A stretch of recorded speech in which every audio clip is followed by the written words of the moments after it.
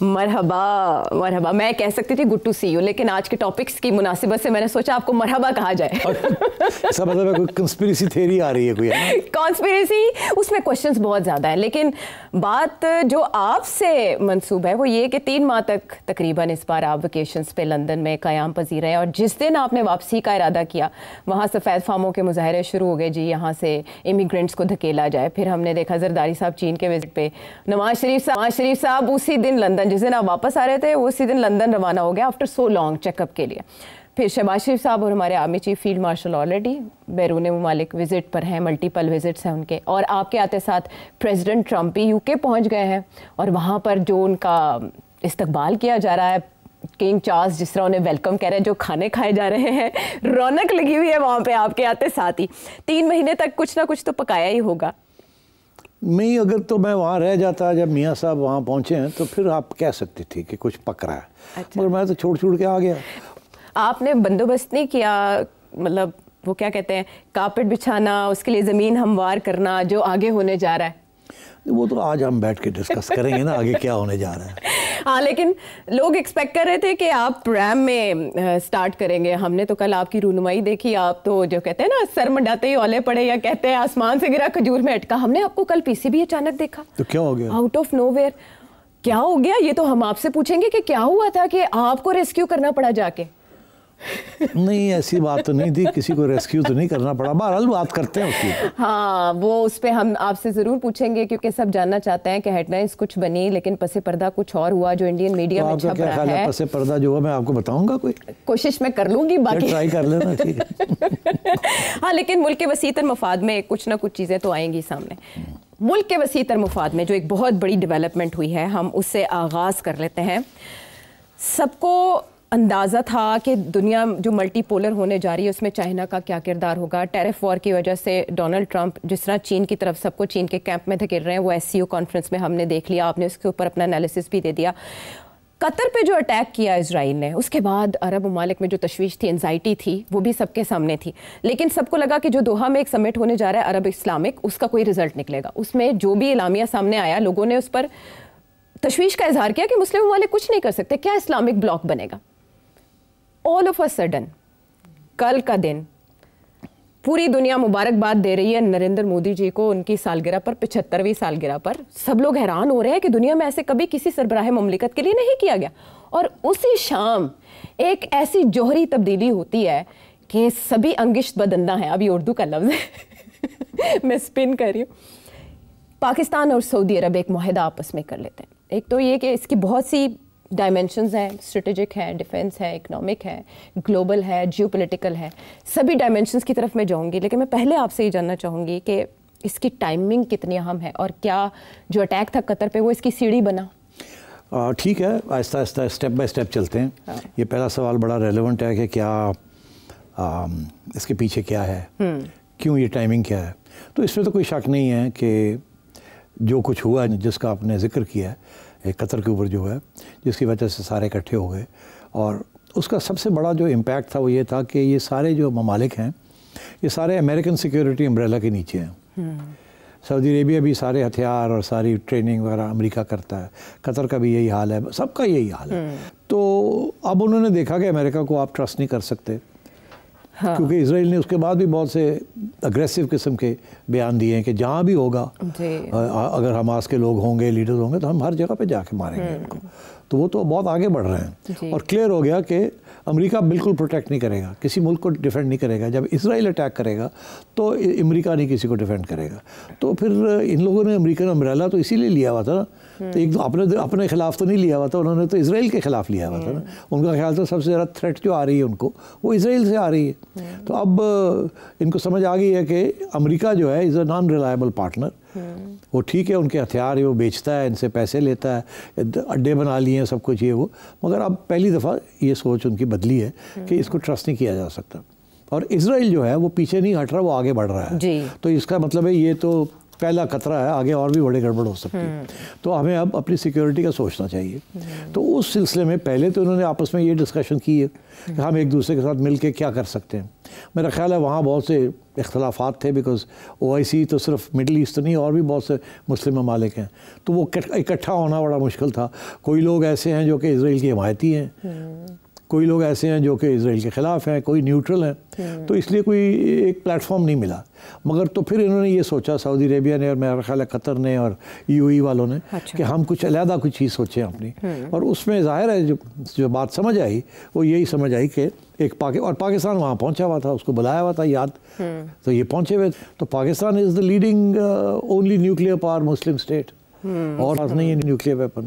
تو اور سب سے امپورٹنٹ بات یہ کہ پاکستان کی وہ اہمیت پہلے نہیں تھی جو آج ہے. کیا ہوا, پہلے کیوں نہیں تھی؟ اب یہ نظر یہ آیا کہ اوہو یہ تو بڑے لڑاکو ہیں, یہ تو بڑی زبردست لڑائی کرتے ہیں, انہوں نے انڈیا کی پٹائی کر دی, کمال ہی ہو گیا, یہ تو ہم نے سوچا ہی نہیں تھا. دنیا سڈنلی از ووکن اپ, یار پاکستانی فوج, پاکستانی قوم اتنے نر لوگ نے, اتنے لڑتے ہیں اور ٹھیک ٹھاک لڑتے ہیں اور اڑا کے رکھ دیں. مطلب ہے کہ آفٹر اسرائیل اب تو لوگ کہتے ہیں اسرائیلی آرمی کیا ہے, پاکستانی آرمی ہے. تو آپ کی فوج نے آپ کو کہاں پہنچا دیا ہے لوگوں کی نظروں میں, آپ کے ملک کی عزت اور آپ کی بیسک اسٹرینتھ. تو لوگوں نے کہا یار دس از دا سولوشن.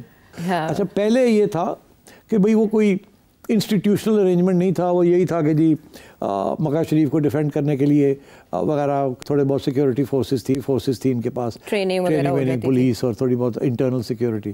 اب انہوں نے ڈیفنس پیکٹ سائن کیا ہے جس میں یہ کہا گیا ہے کہ اگر آپ کے اوپر جنگ ہوتی ہے تو وہ ہماری جنگ ہے. جی, ایک ملک پہ حملہ دوسرے ملک پہ تصور. یہ کوئی چھوٹی بات نہیں ہے, یہ بہت بڑی بات ہے. ایسی باتیں کم ہی ہوتی ہیں تاریخ کے اندر.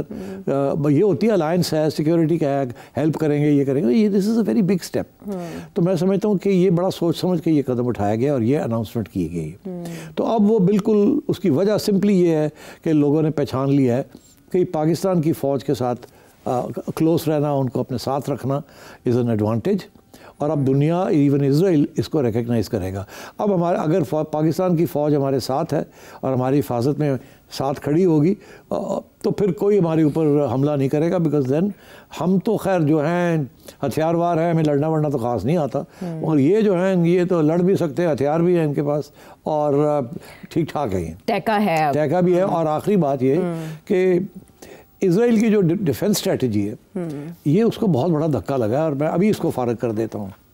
وہ یہ دھکا یہ لگا ہے کہ اسرائیل کی ڈیفنس اسٹریٹجی کے اندر Israel is the only power in the Middle East. انہوں نے نیوکلیئر بم کیوں بنایا ہوا ہے؟ انہوں نے نیوکلیئر بم بنایا ہوا ہے اس لیے کہ اگر خدا نخواستہ ان کی طرف سے کہ اگر ان کو کوئی مٹانے آئے, اگر کوئی جنگ ایسی ہوتی ہے ایجپٹ کے ساتھ جیسے پہلے ہوئی یا پہلے کی اور جو جنگیں ہوئی ہیں وہاں, کہ اگر وہ مٹنے جاتے ہیں تو پھر وہ نیوکلیئر ویپن استعمال کریں گے, اور نیوکلیئر ویپن استعمال کر کے اپنے آپ کو بچائیں گے, خواہ دوسرے کو مارتے خود بھی ڈسٹروائے ہو جائیں. اس کا انہوں نے جو حوالہ دیا ہے وہ اس کو کہتے ہیں سیمسن آپشن. یہ ایک امریکن جرنلسٹ ہے, ان کا نام ہے سیمور ہرش. انہوں نے پوری کتاب لکھ دی ہے آن سیمسن آپشن. سیمسن آپشن کیا ہے؟ جن لوگوں نے بائبل نہیں پڑھی ان کو پتہ ہونا چاہیے کہ اس کے اندر ایک حوالہ ہے کہ ایک وقت ایسا آیا کہ سیمسن جو کہ ون آف دیئر پروفٹس, وہ دشمنوں کے خلاف ایک ٹیمپل کے اندر تھے اور وہاں ان کے دشمن تھے.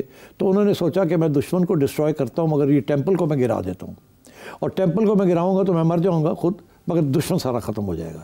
تو انہوں نے وہ آپشن استعمال کیا کہ ٹیمپل کو گرا دیا. تو اسرائیل نے اپنے نیوکلیئر آپشن کو کہا ہے سیمسنز آپشن. سیمسن آپشن یہ ہے کہ ضرورت پڑی تو ہم نیوکلیئر ویپن استعمال کریں گے.